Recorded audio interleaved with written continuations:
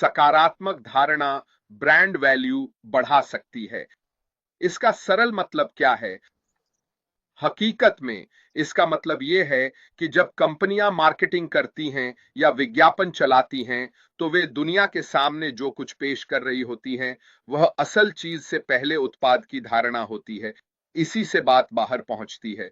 यही वो है जो लोगों की किसी चीज के बारे में कल्पना जगाएं और फिर हकीकत सामने आती है जब उत्पाद वास्तव में लोगों के इस्तेमाल के लिए उपलब्ध हो।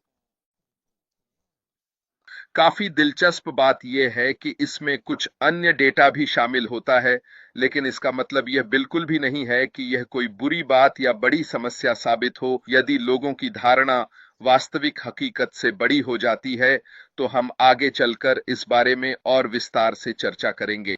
बस एक पल में यह आपके उत्पाद के प्रति लोगों की धारणा और राय को बढ़ा सकता है, क्योंकि शायद वह उत्पाद उनकी धारणा से बेहतर निकले। पर इसके साथ ही इसका बिल्कुल विपरीत प्रभाव भी पीडीडीडीएच सकता है कि यह उत्पाद ग्राहकों की पुरानी धारणा से भी कहीं खराब निकले। यह वास्तव में काफी दिलचस्प और गहराई से सोचने वाली बात है ना? सच में, क्योंकि जब आप हमारे सामान्य दैनिक जीवन को देखते हैं कि कैसे हम चीजें खरीदना, जैसे टीवी पर विज्ञापन देखना और फिर अंत में किसी चीज को हासिल करने की असलियत तक पहुंचना, हम सभी गूगल पर सर्च करते हैं, है ना? आजकल हम लगभग हर जगह से ऑनलाइन खरीदारी करते हैं। हम अक्सर किसी ब्रांड या किसी खास उत्पाद की तस्वीर देखते हैं जिसे हम खरीदना चाहते हैं, उसे देखते हैं, उसके पूरे विवरण पढ़ते हैं, शायद हम उसके बारे में रिव्यू भी पढ़ते हैं और फिर उसके बाद हम अपना ऑर्डर देते हैं। ये हमारा जिस चीज को हम खरीद रहे होते हैं उसके प्रति हमारी एक धारणा बन जाती है।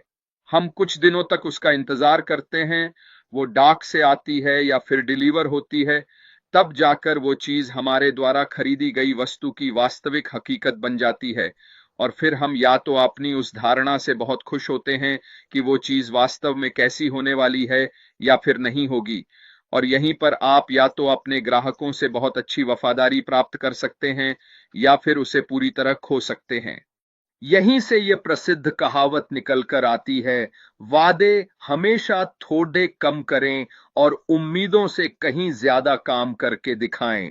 अगर आप वाकई में गहराई से इस एक कौशल को पूरी तरह से सही कर लेते हैं और फिर जब आपको वह प्राप्त होता है जो आपकी अपनी धारणा और उम्मीदों से भी कहीं बहुत अधिक हो, तो बिजनेस के मामले में आप वाकई बहुत बीडीडीडी जीत की स्थिति में होंगे।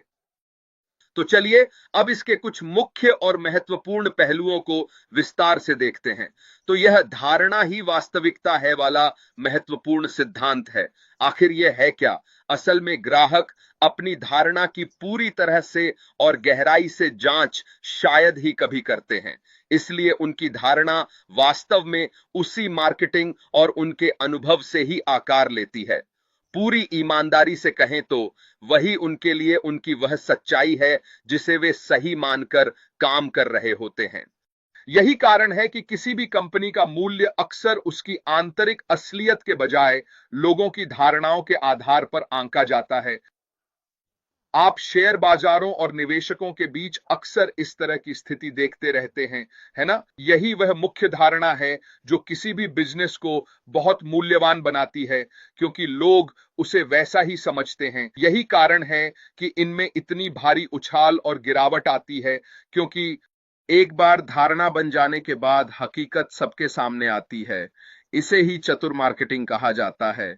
जैसा कि लोग अक्सर कहते हैं, दुनिया में बुरा विज्ञापन या बुरी खबर जैसा कुछ नहीं होता।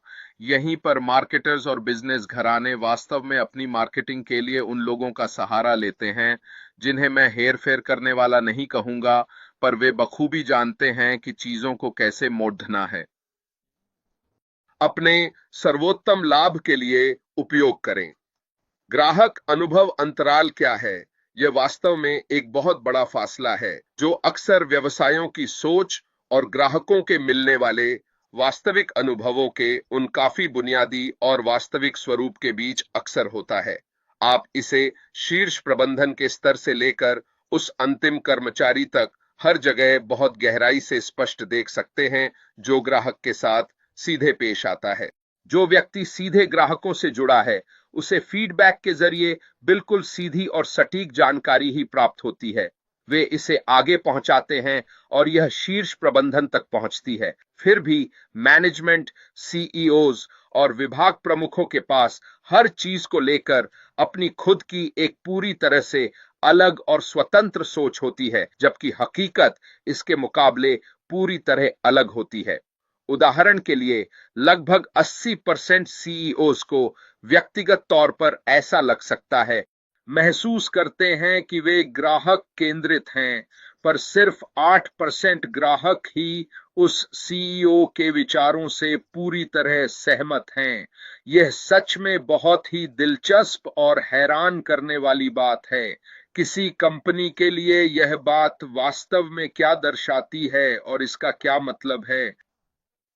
मेरे लिए इसका मतलब है कि उच्च स्तरीय प्रबंधन विभागों को वाकई तालमेल में रहने की जरूरत है ग्राहकों के साथ, और यह नियमित रूप से होने वाली बैठकों और उन लोगों के फीडबैक से आता है जो सीधे ही ग्राहकों के साथ जुड़ हैं। तब 80 और 20% का वह अंतर काफी हद तक 50-50 हो जाता है। तब आप ये समझ जाते हैं कि धारणा और हकीकत के मामले में ग्राहक ही हमेशा आपकी सबसे पहली और मुख्य प्राथमिकता बन जाता है। यानी वास्तव में इसका क्या मतलब है? इसका अर्थ है कि आपके ग्राहक कहीं अधिक खुश और वफादार होते हैं, क्योंकि इन दोनों पहलुओं के बीच अब बहुत अधिक बड़ा अंतर नहीं रह जाता है। Business valuation. आखिर यह प्रक्रिया कैसे संपन्न होती है और मानवीय धारणा तथा वास्तविकता के बीच क्या संबंध मौजूद है?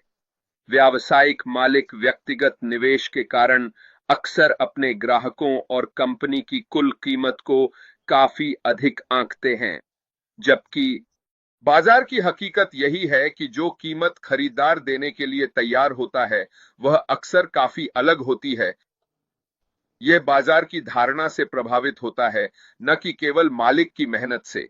लेकिन आखिर असल मायने में इसका मतलब क्या है?